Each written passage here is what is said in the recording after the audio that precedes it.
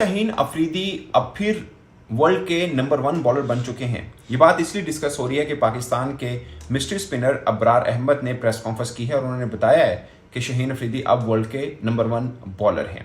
अगर आप आईसीसी की रैंकिंग को माने तो ओडी रैंकिंग में वो नंबर 2 के ऊपर है, टी20 में 21 के ऊपर है, 21वें रैंकिंग के ऊपर है और शायद 18th रैंकिंग है उनकी टेस्ट के अंदर। मगर ओडीआई की उनकी परफॉर्मेंस बहुत बेहतर है और आईसीसी रैंकिंग में भी वो दूसरे नंबर पर है। और हैरानकुन तौर पर टॉप 10 आईसीसी रैंकिंग जो ओडीआई में आप देखें उसमें जो टॉप 6 हैं उसमें एक ही फास्ट बॉलर है, वो शाहीन अफरीदी है और 7वें नंबर के ऊपर जसप्रीत बुमराह। इसमें जाहिर है ये भी मैटर कर रहा होता है कि जो आपके बॉलर्स हैं वो कौन कौन से मैचेस खेल रहे हैं। मगर इस पर्सपेक्टिव में मुझे लगता है कि शाहीन ने भी जिम्बाब्वे सीरीज अभी नहीं खेली है। आखिरी 10 मैचेस में, जिसमें वनडे मैचेस भी शामिल हैं, जिसमें टी20 मैचेस भी शामिल हैं, शाहीन अफरीदी ने 17 विकेट्स लिए हैं, जो ऑस्ट्रेलिया वाला है और जो साउथ अफ्रीका वाला है, यानी दोनों टफ टीमों के खिलाफ है। जिम्बाब्वे वाला टूर शाहीन अफरीदी ने नहीं किया था।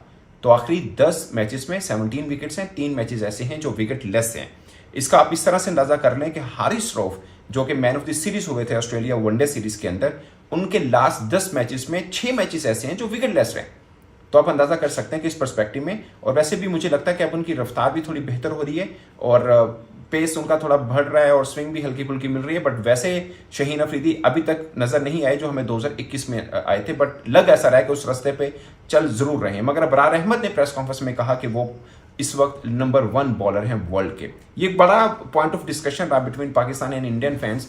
और मुझे याद है कि एशिया कप 2023 से पहले पाकिस्तानी फैंस बहुत इस बात के ऊपर रहते थे, बट 2023 से लेकर अब आप कह लीजिए कि 2024 टी20 वर्ल्ड कप तक, इस पूरे टाइम स्पैन में फिर परफॉर्मेंस पाकिस्तान टीम की बहुत बुरी हुई। बीच में शाहीन हारिस की परफॉर्मेंस बहुत बुरी हुई, नसीम शाह कुछ खेले, किसी में इंजर्ड रहे, तो पाकिस्तान फैंस ने भी कहना छोड़ दिया। अब एक लंबे टाइम पीरियड के बाद अबरार अहमद ने जो प्रेस कॉन्फ्रेंस में कहा, उन्होंने बोला कि शाहीन अफरीदी जिस तरह की बॉलिंग कर रहे हैं वो इस वक्त वर्ल्ड नंबर 1 है।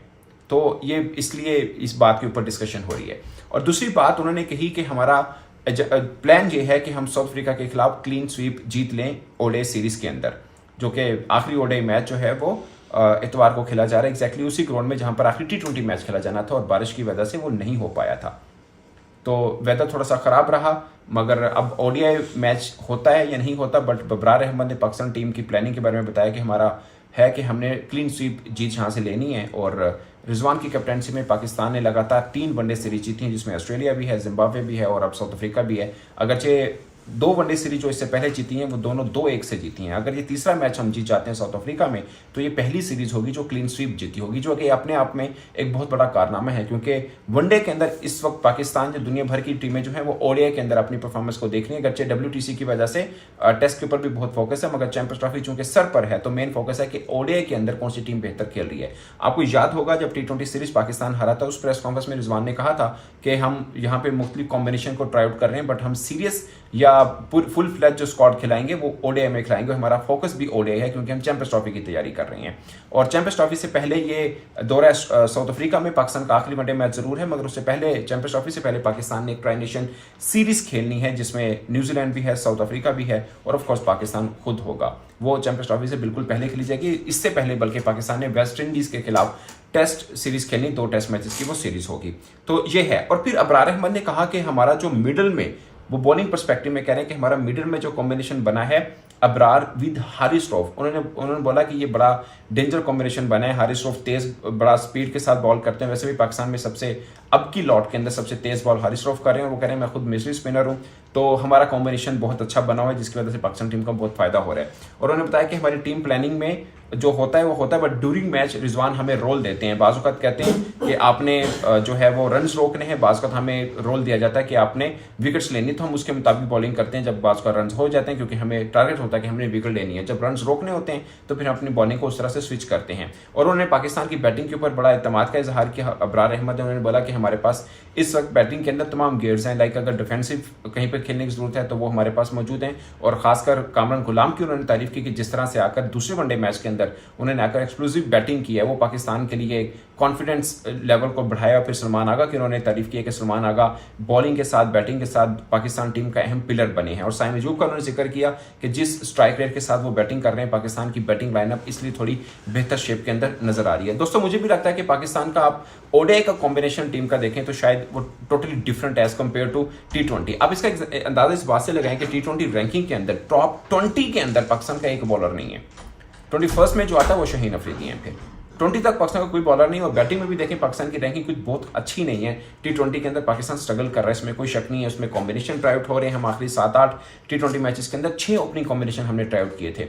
बट ये वनडे मैच कहने को सीरीज पाकिस्तान जीत चुका है। बट ये वनडे मैच मैं देखना चाह रहा हूं कि पाकिस्तान किस माइंडसेट के साथ उतरता है। नो डाउट हमें ट्राई आउट कर लेना चाहिए। जो बेंच पे बैठे हैं उनको खिलाने में कोई हर्ज नहीं, खासकर हारिस रऊफ को अगर आप बिठा भी देंगे तो कोई ज्यादा फर्क नहीं पड़ेगा, क्योंकि अभी तक के टूर के अंदर वो विकेट लेस हैं। साउथ अफ्रीका के अब तक 4 मैचेस खेले, 2 T20 हैं, 2 वनडे हैं, वो विकेट लेस हैं। उनकी जगह पर कोई और बॉलर भी खिला देंगे तो मुझे लगता है कि गलत नहीं होगा, चांस दे देना चाहिए। सीरीज तो हम जीत चुके हैं, मगर ये माइंडसेट ये ऑफकोर्स नहीं होना चाहिए कि सीरीज जीत चुके हैं, खैर ट्राई कर लें, अगर हार भी गए तो कोई मसला नहीं है। कोई मसले वाली की तरफ नहीं आना, क्योंकि क्लीन स्वीप शिकस्त देंगे साउथ अफ्रीका को तो इसका एक अलग ही आपका कद काट बनेगा, एक अलग कॉन्फिडेंस लेवल पाकिस्तान टीम के अंदर आएगा, जो मुझे लगता है कि बहुत जरूरी है। और पाकिस्तान को इस पर्सपेक्टिव के साथ भी उतरना है, चेंजेस भी कीजिए और जीतना है। ऑफ कोर्स टॉस भी कोई हारना नहीं चाहता, जीतना ही चाहता है। बट पॉइंट इज के क्लीन स्वीप जीत पाकिस्तान के लिए बड़ी मानी बना देगी। और उस पाकिस्तान टीम के लिए जो लगातार बुरी परफॉर्मेंस खेलते आ रहे हैं, हम अफगानिस्तान से हारे, हम आयरलैंड से हारे, हम अमेरिका से हारे, उसके बाद पाकिस्तान टीम एक ऐसी पटरी पर चढ़ी है, खासकर वनडे में। ये इसलिए मैं बार बार वनडे का जिक्र कर रहा हूं कि चैंपियंस ट्रॉफी सर पर है और हमें अभी फिल वक्त अपनी वनडे की टीम को मजबूत देखना है, क्योंकि WTC फाइनल जो वर्ल्ड टेस्ट चैंपियनशिप का फाइनल है उसकी रेस में भी पाकिस्तान मैथमेटिकली बाहर नहीं है बट रैशनल बाहर है। इसलिए हमें बहुत ज्यादा फोकस उस पर करने की शायद जरूरत नहीं है, अपने की प्लेयर्स को रेस्ट भी दे सकते हैं।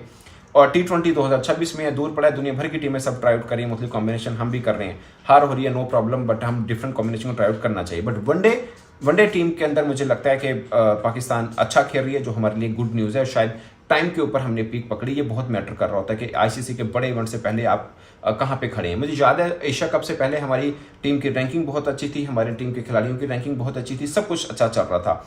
बट एक चीज़ का मुझे डर लग रहा था उस वक्त, और वो डर सच साबित हुआ था कि हम उससे पहले यानी एशिया कप 2023 से पहले, जो कि वर्ल्ड कप से कुछ अर्सा पहले ही हुआ था, पाकिस्तान टीम के आप मैचेस उठा के देख लें, हमने किसी भी टफ टीम के साथ मैचेस नहीं खेले थे लगातार 2 बरस। सबसे टफ हरीफ मेरे मुताबिक उन 1.5-2 बरसों में जो मिली थी पाकिस्तान को, व्हाइट बॉल की मैं बात कर रहा हूँ, वो अफगानिस्तान थी।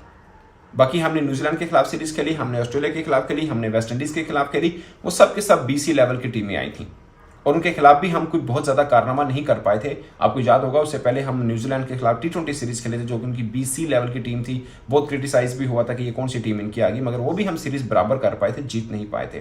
तो हम स्ट्रगल कर रहे थे, तो मुझे लग रहा था कि हम टफ क्रिकेट नहीं खेल के आए हैं। बट अब चैंपियंस ट्रॉफी से पहले मुझे लग रहा है कि हम टफ कंडीशन में टफ हरीफों के खिलाफ खेल के आ रहे हैं, जिससे कम से कम देखें चैंपियंस ट्रॉफी हो रही है एशियन कंडीशन पे, मगर हम ऑस्ट्रेलिया का टूर करके आ रहे हैं, हम साउथ अफ्रीका का टूर करके, जिम्बाब्वे का टूर करके आए हैं। इस पर्सपेक्टिव में मेंटल अप्रोच थोड़ी डिफरेंट जरूर होगी, कॉन्फिडेंस लेवल थोड़ा डिफरेंट जरूर होगा कि हम टफ कंडीशन से उठकर अपनी कंडीशन के अंदर आ रहे हैं। तो वहां से हम जीत के आए हैं, तो अपने घर के अंदर भी हमें जीतना है। खासकर न्यूजीलैंड के खिलाफ हम चैंपियंस ट्रॉफी के पूल के अंदर भी हैं, तो ये एक बहुत सी चीजें हैं जो पाकिस्तान टीम के लिए बहुत मैटर करेंगी। मुझे लगता है ये व्हाइट वॉश पाकिस्तान के लिए जरूरी है और पाकिस्तान को इसी तरह से ही जाना चाहिए, बट चेंजेस भी कर लेने में कोई हर्ज नहीं है। इस पर दोस्तों अपनी राय कमेंट के सूत्र में जरूर आएगा। मेरी तरफ से इतना ही, इजाजत दीजिए, अल्लाह हाफिज।